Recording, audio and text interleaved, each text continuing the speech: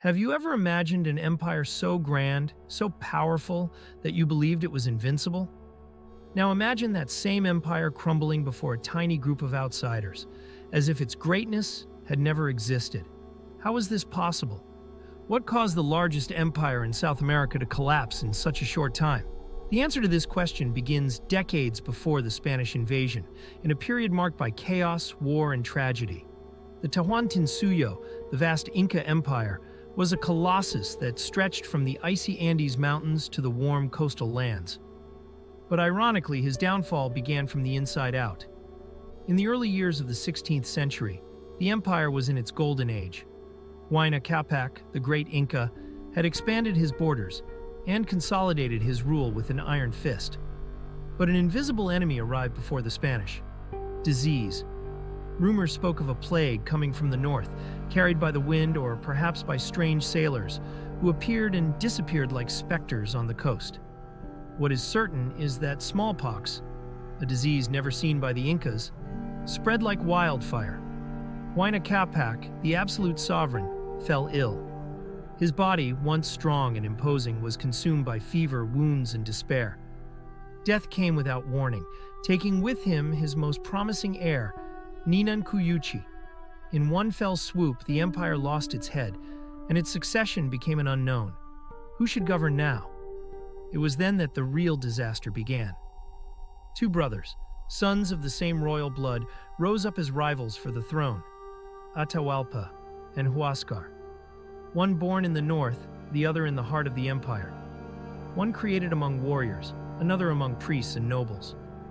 The empire was divided. The civil war that followed was brutal, dragging entire cities into chaos, destroying bloodlines and stoking grudges among Inca subjects themselves. What was once a unified war machine fragmented into small, resentful kingdoms, waiting for the opportunity to exact revenge on the oppression of the Incas. While Huáscar tried to maintain power from Cusco, Atahualpa gathered a powerful army in the north. The war was devastating. Men fell by the thousands. Temples were looted, villages burned. Finally, in a brutal turn of events, Atahualpa captured Huáscar and exterminated his family. The war seemed to be over. The empire was his. But while the blood was still drying on the ground, a new enemy approached. Across the ocean, an ambitious man named Francisco Pizarro had already heard about the riches of the Incas. He did not have immense armies nor grand armadas. What he had was a plan and a unique opportunity. The Spanish had tried to explore South American lands before, but faced failures and difficulties. Now, in 1532, something was different. The Inca Civil War had left the empire vulnerable. Pizarro, with just over 160 men and a few dozen horses, landed on the coast of modern-day Peru, determined to change history forever. What these foreigners did not know is that Atahualpa himself had already heard of them. The rumors of the bearded men and their giant animals had reached their ears, but he didn't worry. After all, what could a handful of outsiders do against the most powerful empire in the Americas? Little did he know that at that time, the defeat of the Incas was already sealed. But how exactly did the Spanish, in such small numbers, manage to capture Atahualpa? How did an entire empire fall into the hands of so few? The answer lies in the sequence of this story, and the most decisive moment is yet to come. Imagine growing up knowing that your own brother could be your greatest enemy. That one day, inevitably, you will have to fight until one of you falls. For Atahualpa and Huáscar, this was not just a possibility. It was their destiny set from birth. The Inca Empire was not just a kingdom. It was a machine of power, supported by a rigid social and religious structure, where every detail of a nobleman's life was calculated to serve the state. Since they were children, the Inca's children were prepared to govern, learn military strategies, and understand the complex network of alliances and rivalries that supported Tahuantinsuyo. But none of this prepared them for what was to come. The death of Huayna Capac was a fatal blow to the empire. His most promising son, Ninan Cuyuchi, died shortly afterwards, and the throne was left without a clear successor. This is how two half-brothers, Atahualpa and Huáscar, began a bloody dispute for control of the largest empire in South America. A war that was not just between two men, but between two worlds. The North against the South, warriors against nobles, tradition against rupture. Atahualpa, raised among armies and accustomed to military rigor, knew that it was not enough to simply claim the throne. He needed to win it over. While Huáscar ruled Cusco, the spiritual heart of the empire, Atahualpa gathered powerful allies in the north. Generals like Quiscus and Chalcuchamac became their armed arms, ready to devastate anyone who stood in their way. The war began as small strategic clashes, but quickly escalated into a massacre. The first major clash took place at Tumebamba, where Atahualpa's armies annihilated Huáscar's forces. But the decisive battle was at Quipaipan. Huáscar, convinced of his own victory, underestimated his brother, and paid dearly for it. His army was crushed, his generals fell, and he himself was captured. What happened next was one of the darkest chapters in Inca history. Atahualpa not only arrested Huáscar, but ordered the execution of practically his entire lineage. Nobles, priests, counselors, no one was spared.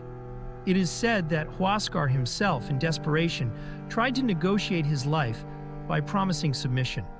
But Atahualpa did not hesitate. His brother met a cruel fate, being executed and his body thrown into a river. But what does it really mean to win a war? For Atahualpa, it meant more than taking the throne. It meant eliminating any possibility of betrayal, erasing any trace of resistance. In Cusco, the ancient capital, the killing was brutal. Entire families were exterminated, and the Cusco nobility, who had ruled the empire for centuries, now trembled before the new sovereign. Atahualpa believed he had consolidated his power. The empire was his. But as he celebrated his victory and bathed in glory, a shadow approached. Far away, in the far reaches of the Inca lands, a group of strangers advanced through the Andes. They were few, but they brought with them something more lethal than any Inca army had ever faced: the strategy of deception. The Spanish were arriving, and Atahualpa, still intoxicated by the triumph over his brother, did not realize that his greatest battle was yet to come. And now I ask you, if you were Atahualpa, what would you do? Would you believe in the strength of your empire, or would you see the real threat before you? What happened next was one of the greatest betrayals in history. And if you want to know how the great sovereign fell into a fatal trap, subscribe to the channel, leave a like, and turn on notifications, because in the next episode, we will reveal the dark details of this encounter that changed the destiny of America forever. Imagine being at the height of your power, having defeated your enemies, consolidated your dominance, and suddenly realizing that the real threat was never within your empire. And worse, she was already at his door. Atahualpa had crushed his brother Huáscar. His army was intact, his empire subdued. He had absolute control of Tawantinsuyo. But as the Incas celebrated their victory in Cajamarca, a small group of foreigners approached silently, ready to deliver the most treacherous blow in history. Francisco Pizarro and his men arrived at the shores of the Inca Empire like shadows. There were just over 160 soldiers, accompanied by some horses and weapons that the Incas had never seen in combat. They were in unfamiliar territory, surrounded by tens of thousands of Inca warriors who could easily crush them. But instead of running away, they moved on. Why? Because Pizarro did not plan to win by force. He would win by deception. When the Spanish arrived in Cajamarca, Atahualpa did not see them as a threat. For him, these foreigners were few, fragile, and exotic. They could be treated as simple ambassadors, or perhaps as useful slaves. His arrogance did not allow him to see the real danger, and it was this blind trust that sealed his fate. Atahualpa decided to meet the Spanish, but he wouldn't go alone. Like a true god king, he marched with a retinue of thousands of unarmed soldiers, dancers, musicians, and servants. A demonstration of power to make it clear who governed those lands. What he didn't know was that he was walking straight into a trap. The Spanish were hiding inside the buildings around the Cajamarca Square, armed and ready to attack at the slightest command. The plan was simple and deadly. Wait for Atahualpa to enter the center of the square, isolate him, and then attack without mercy. The moment has arrived. Silence fell over the city. A Spanish friar, Vicente de Valverde, approached the Inca and handed him a Bible. He said that that book contained the word of the Christian God and that he should accept it as his master. Atahualpa took the Bible, leafed through the pages without understanding, and held it to his ear as if he expected it to speak to him. But the silence remained. Frustrated, he threw the book on the floor.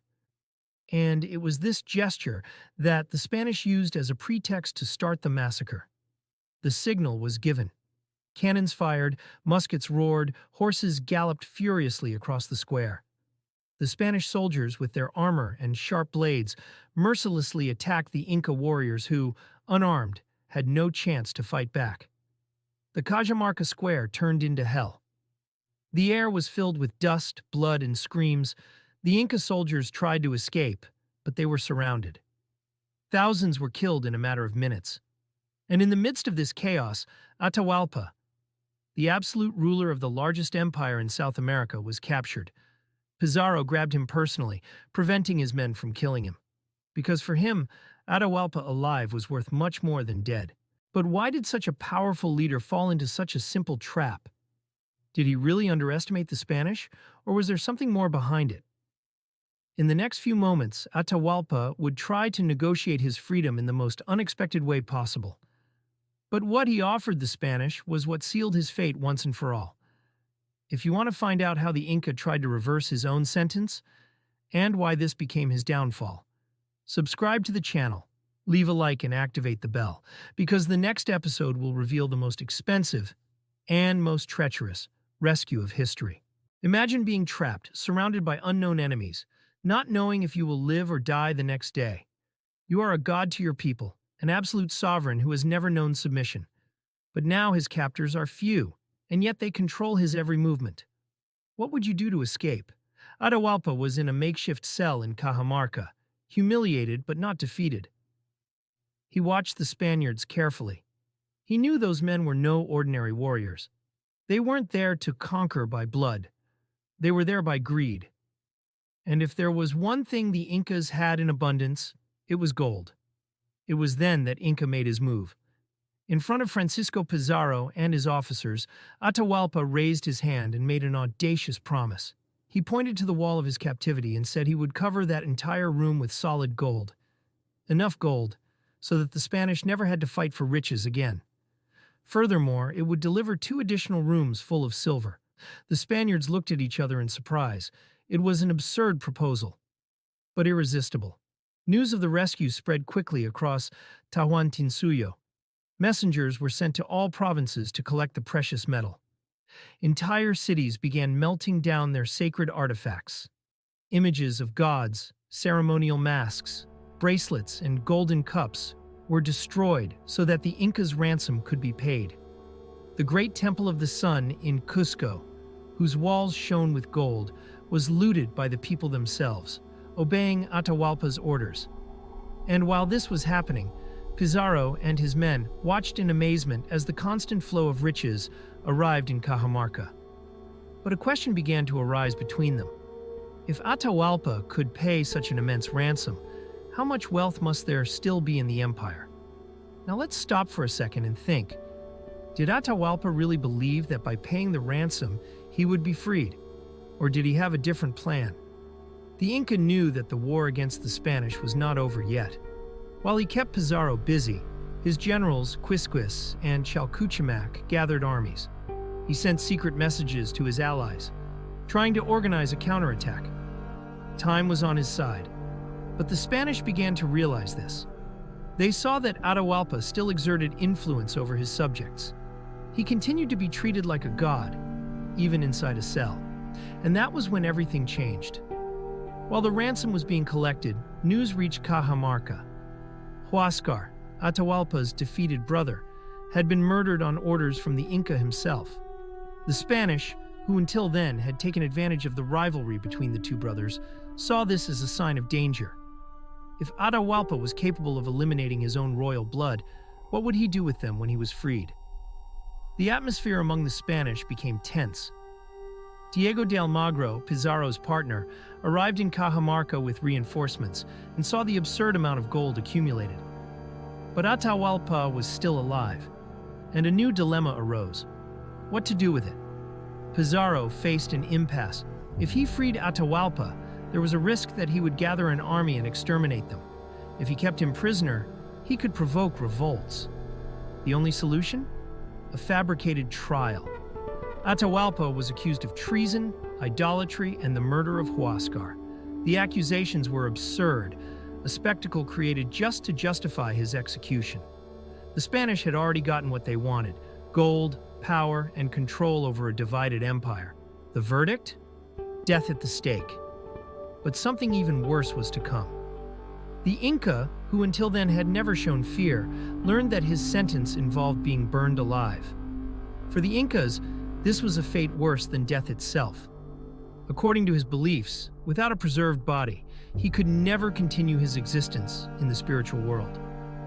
And it was at that moment that the greatest humiliation happened. A Spanish friar approached Atahualpa and offered him a choice. If he accepted to be baptized into the Christian faith, his sentence would be reduced. He would die by garrote, a quick death without fire. The man who ruled the most powerful empire in the Americas, who was born as a god among men, was forced to choose between his faith and a less painful death. Atahualpa relented. He was given the Christian name Francisco, and, shortly afterwards, was strangled to death on the night of July 26, 1533. The empire still existed, but its spirit had been broken. The last sovereign Inca had been eliminated. But now, think for a moment. Did the Spanish really win on their own merit? Or did they simply know how to manipulate an already chaotic situation? Atahualpa's body mysteriously disappeared. Some say his followers took him to a secret location, where he was buried according to Inca rites. Others believe that his body was thrown into an unmarked grave by the Spanish themselves. But the most curious of all? Legend has it that the ransom gold was never fully delivered, that a part of it never reached Cajamarca, an Inca treasure hidden somewhere, waiting to be found. But that is a story for another day. If you got stuck in this narrative and want more secrets about lost civilizations, leave a like, subscribe to the channel, and activate the bell. Because in the next episode, we'll explore what happened after Atahualpa's death, and how the empire that seemed invincible disappeared before the eyes of the world. On fire, Atahualpa's story ended on the night of July 26, 1533, when the last sovereign Inca was strangled to death. But his death did not mark the immediate end of Tawantinsuyo. On the contrary, it was just the beginning of one of the most turbulent and brutal periods in American history. The question that remains is, if the Spanish were in the minority, how could they dominate such a vast empire? The answer lies in what Atahualpa did not have time to realize. The true enemy of the Inca Empire was never the Spanish. It was the empire itself.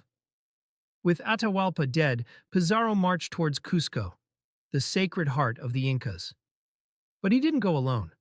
Thousands of native warriors, who for centuries had been dominated and subjugated by the Incas, now allied themselves with the conquerors. Peoples like the Cañaris, Chachapoyas, and Huancas saw the Spanish as an opportunity for revenge. For them, the fall of the empire meant the end of oppression. And that's how a handful of Europeans managed to overthrow an entire civilization. They did not win by force, but rather by exploiting the cracks that already existed within the empire. The arrival of the Spanish in Cusco was a horror show. The loot was absolute. The Temple of the Sun, which once shone with its golden walls, was reduced to rubble. The tombs of ancient emperors were desecrated. Everything of value was stolen. But the question that intrigues the most to this day is, what happened to Atahualpa's body? According to some chronicles, after his execution, his body was buried in Cajamarca. But this version was never confirmed. There are those who say that his followers managed to recover his body and take it to a secret location where he was buried with traditional rites, away from the eyes of the Spanish. And there is another even more intriguing legend, that Atahualpa not only predicted his own capture, but also gave orders to hide part of the ransom gold. Reports speak of caravans that left Cusco carrying tons of gold to an unknown destination, a treasure that was never found. But most surprising of all is that, even after the fall of Cusco, the empire didn't die completely. Inca resistance continued in the mountains. A new leader emerged. Not even Inca, a nobleman who was initially placed by the Spanish themselves as a puppet Inca, but who soon rebelled. He organized a fierce counterattack and, for a time, almost drove the Spanish from Cusco. His army surrounded the city, set fire to its fortresses, and terrorized the invaders. But the Spanish were ruthless strategists.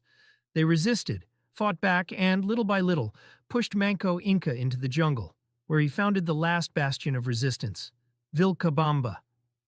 For decades, Vilcabamba was the last Inca capital, a city hidden in the dense Amazon rainforest, from where Atahualpa's descendants still dreamed of reclaiming the empire. But in 1572, the Spanish finally located and destroyed the refuge. The last Inca, Tupac Amaru, was captured and executed in Cusco, and that was how the civilization that had dominated the Andes for centuries came to an end. But is it really over? If you look around, you will notice that the Incas never completely disappeared. Their culture, language, and traditions still live on among the indigenous peoples of the Andes.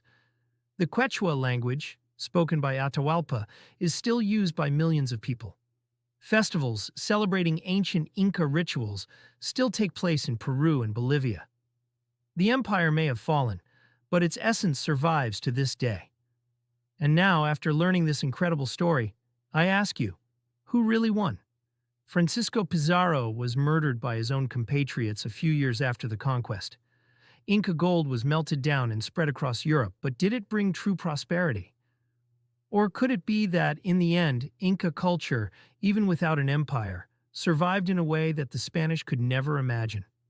The answer lies in the mountains, in the cities, in the people who still carry Atahualpa's legacy. And if you want to continue exploring the mysteries of history, subscribe to the channel, activate the bell, and leave a like, because in the next videos we will delve even deeper into the hidden secrets of the great civilizations of the past.